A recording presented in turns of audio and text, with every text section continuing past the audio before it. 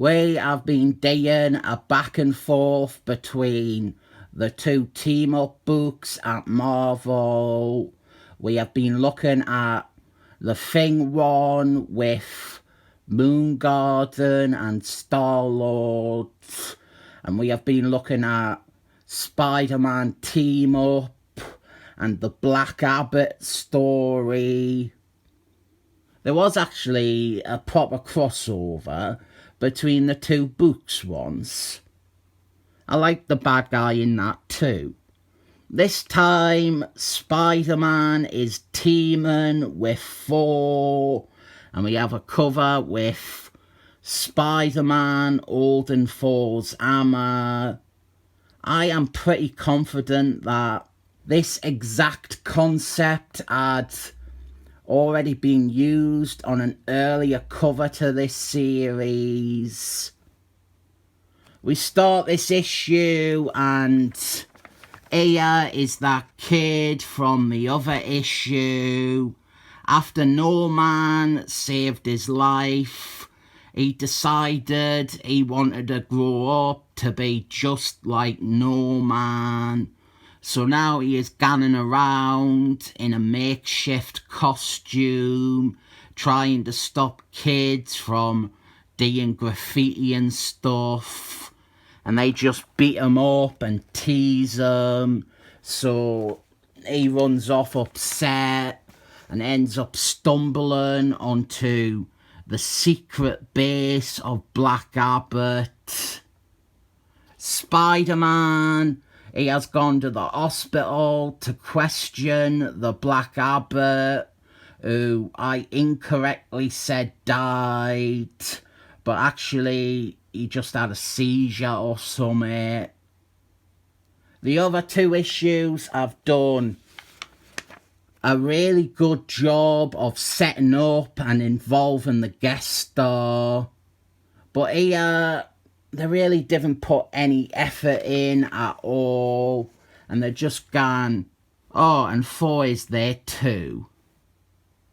Black Abbott, he has sent his spaceships. Yeah, he has spaceships. I didn't think I mentioned that last time. He sends them to kill that person in the hospital so that they cannot lead anyone back to him. Thor intercepts the ships and fights them off. And then there is a nice bit where Thor forces some security guards to apologise to Spider-Man for believing that he was the attacker. And we start getting the complicated stuff about Black Abbott. There was an ancient order of monks, and this is so bad. Black Abbott was a bad guy where less was more. You didn't need to know why he has psychic powers, or how he mentally controlled a sect of monks to do his bidding and act as lesser Black Abbots. You didn't need to introduce this whole thing with him having a dozen or so apostles who he can control and use as vessels for his own mind. He worked best in that first issue where he was an enigma and what we saw of him was sinister. I stand by my point that the first part is really good and it introduced a very intriguing bad guy, but parts 2 and 3 do so much legwork in making Black Abbott deserve to have been killed off panel. I like this bit though. We have a catch up with Hume on Fire. It doesn't have any bearing on the plot, and it is mostly a tease of Spider-Man's symbiote costume being evil. But I like that, He makes a little appearance here and he mentions the last issue. So now Black Abbot, he wants to brainwash Thor to join his crusade. This is not a great story, incredibly so, since we just did the brainwashy bit in the previous part with Hume on fire, and the same thing happens here. My goodwill from the first part is mostly gone now, and words cannot express how disappointing Black Abbot ends up after his first appearance.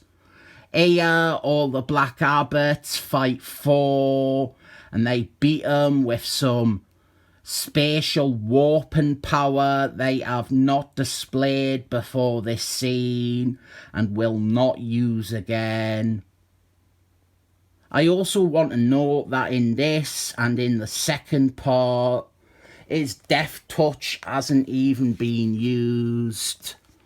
Back with Spider-Man, the kid from the start, he gets Spider-Man's attention and tells him about, and then leads him to the secret tunnel that he found. And Spider-Man goes in and tells him to go and phone the Avengers and Fantastic Force, and to prove that it's not a prank call, to tell Fantastic Force about his and Hume on Fire's secret meeting place. It is the Statue of Liberty. It is not that secret. And to tell the Avengers specific details about Spider-Man's last team up with them. But then the kid screws up and gets those 2 codes Spider-Man gave him the wrong way around, which was stupid of Spider-Man to give him 2 codes. To minimise this possibility, he should have simply said, contact the Avengers and tell them to contact Fantastic Force as well. The kid is also an idiot because when Alfred Gans, the Avengers didn't have a secret meeting place with Spider-Man, well, the kid should realise that he has gotten it the wrong way around and then correct himself and say, sorry, I meant he fought the Lava Men with the Avengers. So help is not on the way, but it doesn't matter because Spider-Man quickly recovers Thor, and the brainwashing bit doesn't matter, and in general nothing really matters. But I do like this bit where Thor fights back. Then the real Black Abbot takes that kid hostage and he plans to get away on his rocket ship. But then Thor throws his hammer after it and Spider-Man grabs hold of it, just like on the cover, to catch up to the ship. And he saves the little kid, but Black Abbot gets away, and Spider-Man thinks to himself that he is sure he will encounter Black Abbot again. Black Abbot never appears on panel again. He is killed off panel by Scourge.